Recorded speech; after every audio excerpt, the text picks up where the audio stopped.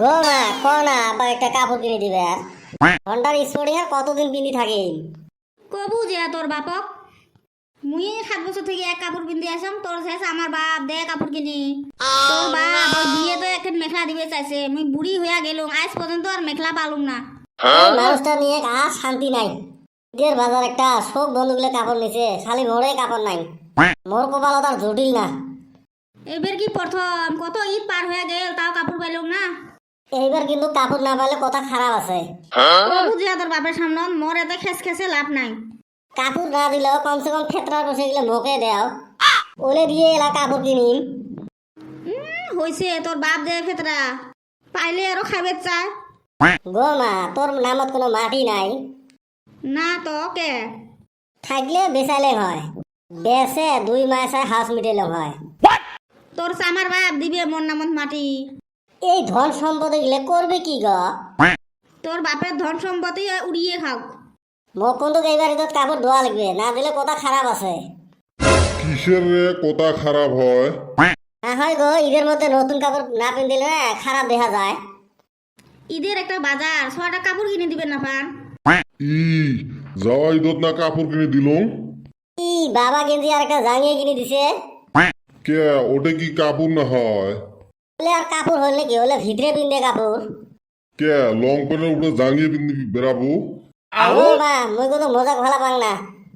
গোটায় বছর তো কাপড়ে দেয় না ঈদের চাঁদে 6টা কাপড় কিনে দিবে তাও সিমরেমি। মুই আরো ভাবছিলুম মোর জন্য একটা নাইটি আর ওড়না নিয়ে আসবে।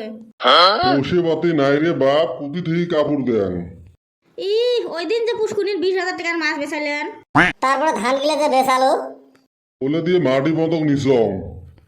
তোমরা খালি মাটি বন্ধক নিয়ে থাকো। মানুষে কইছে ধান বেচে লেটিং দিলাম এলা কি খেয়া হাগি। আমারও হয়েছে ওই দশা। এলে কোনো দোষা নহয় রে বা এলে তোর বাপের সিমরেমি। নিজে তো পাঞ্জাবি গোছ লাগি কমর পার হয়েছে আমার সাথেও অমন আরম্ভ করছে। কথা তো সত্যি কথা কছিস মুই এলা কং কাক তার থেকে কিনি নেন নতুন কাপড়। তোমরা চোখের তেল দিয়ে কান্দো। তুই খোলা খালি কথা এই ঈদত কাপড় দিব না নাই মোক?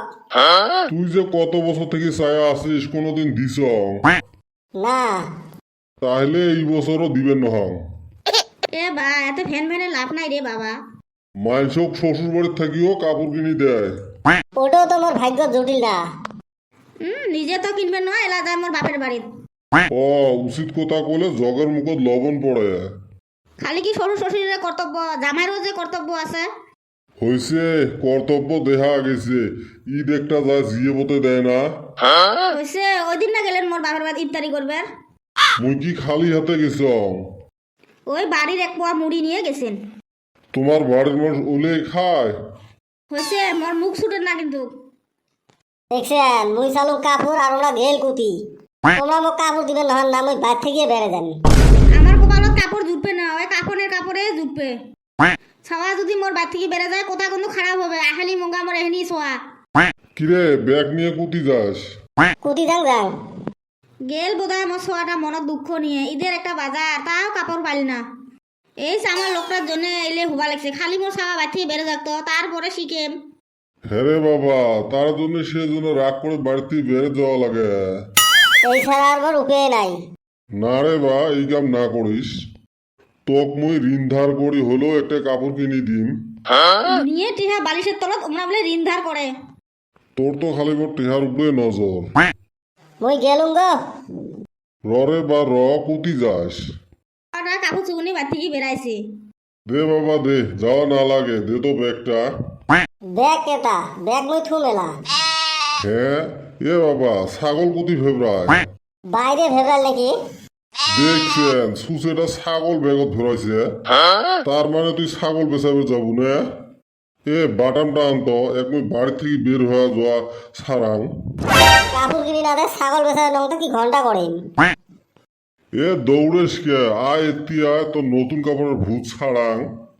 এ দেখছিস তোর বেটার আইকেল ওইগুলো বাড়ির থেকে বের হয়ে যায়। যা করছে ভালোই করছে। আমি আরো ভাবলুম বেটাটা বুঝি রাগ করে বের হয়ে যাওয়া লাগছে। এই হারাম দাদার যে কি ধান্দা এলা হে বুঝে পেলাম। ব্যাগত কাপড়ের বদল ছাগল ভরাইছে। 2 মাসে মোক ফকির করা ধান্দা।